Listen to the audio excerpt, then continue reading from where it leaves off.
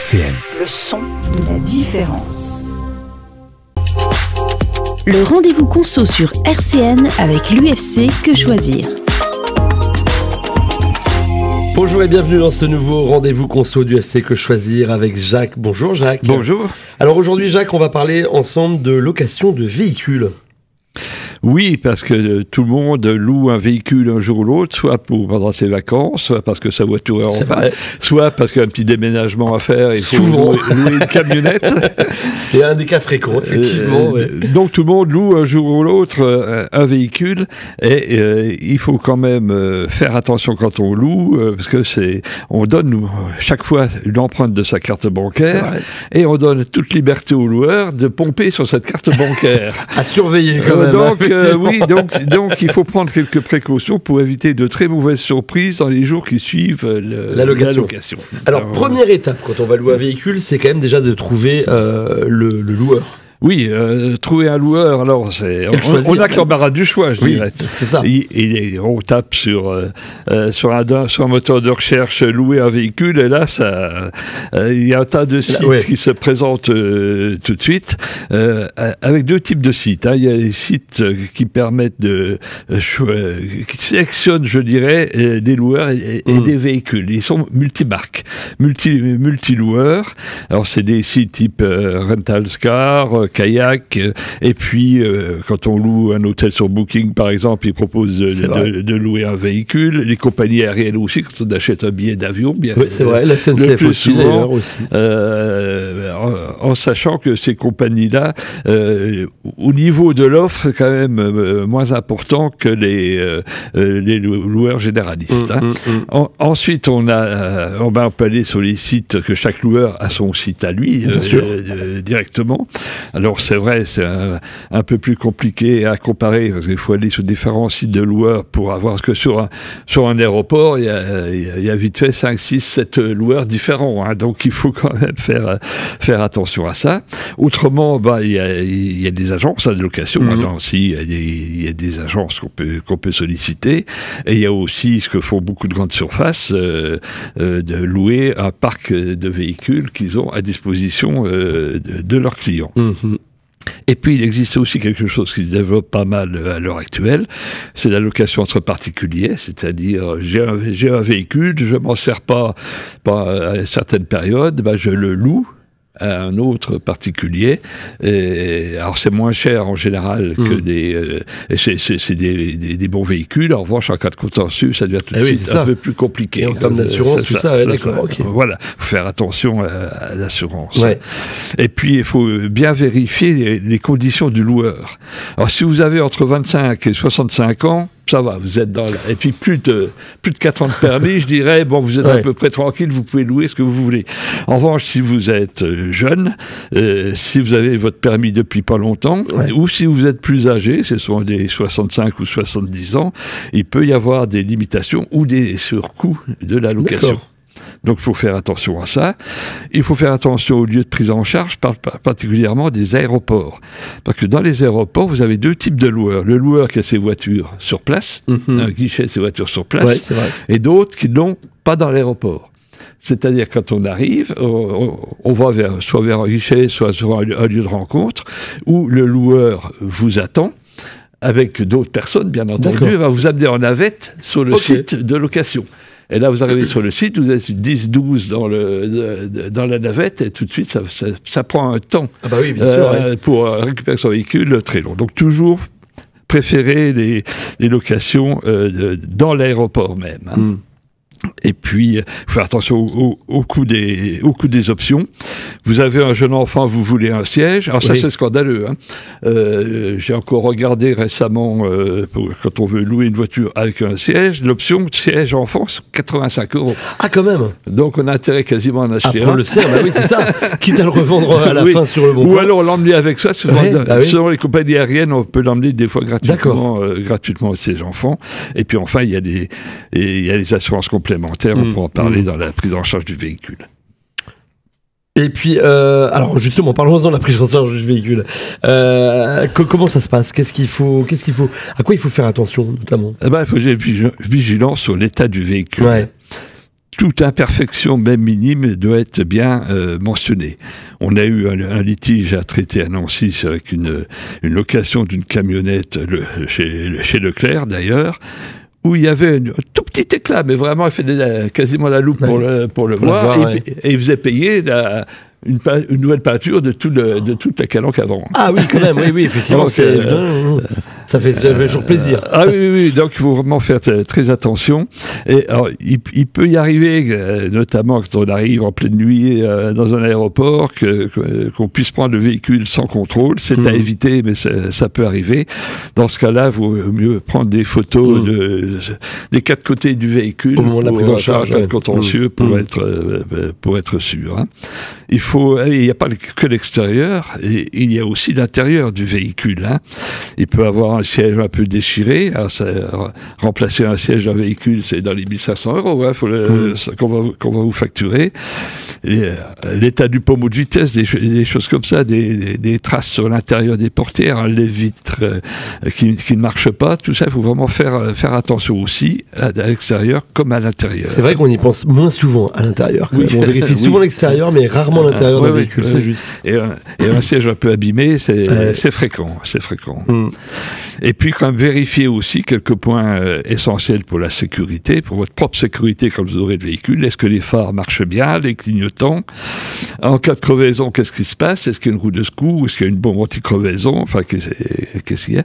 L'état des pneus aussi, ne pas louer. Alors, en général, en France, il n'y a pas de problème, pas trop de problème là-dessus, c'est contrôlé. Quand on va dans des pays un peu plus lointains, on peut avoir des mauvaises surprises. Hein. Et puis, voir aussi les conditions de dépannage. Je tombe en panne, qu'est-ce qui se passe? Est-ce que le loueur a un service qui va intervenir? Comment ça se passe, hein? Et puis, quand on prend son véhicule, on roule, si on s'aperçoit qu'il y a un petit défaut en roulant, il faut tout de suite faire demi-tour, revenir à l'agence pour le régler. Sinon, on va galérer pendant tout le séjour, pendant toute la location du véhicule. Et puis, donc, il y a l'assurance. Alors, les locations offrent toujours deux possibilités. La location avec une assurance minimum, une location avec l'assurance maximum. En gros, c'est la franchise qui joue. C'est qu'en cas d'accident, on aura à payer une franchise ou pas, selon les cas. Souvent, c'est quand même assez onéreux, les suppléments d'assurance. Et souvent aussi, on a une carte bancaire qui prévoit une assurance, notamment en cas de location de véhicule. Donc, il faut bien vérifier si sa carte bancaire couvre notamment la franchise, hein, c'est ça le plus important, avant de prendre la propre assurance du loueur qui sera beaucoup plus cher. Avec quand même un petit bémol, c'est que si vraiment on a un accident et qu'on a l'assurance de la carte bleue, c'est toujours un peu compliqué avec les services de carte bleue pour c'est toujours plus long, récupérer ses sous. Ils vont demander un tas de choses à la limite du possible parfois. Hein.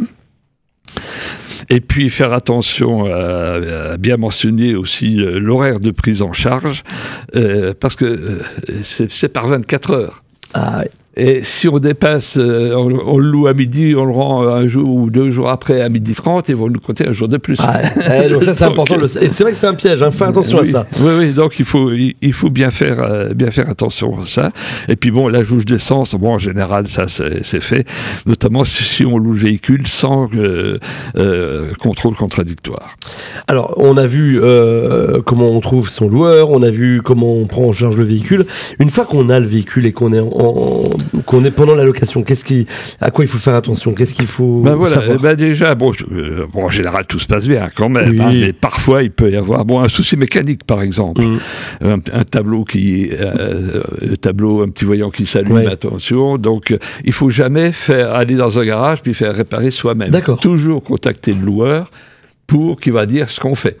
Soit il envoie quelqu'un, soit il conseille un garage. De toute façon, on fait réparer soi-même pour récupérer le coût de la réparation après, ça risque d'être compliqué. D'accord, donc il faut vraiment passer par le loueur. Voilà, passer par le loueur.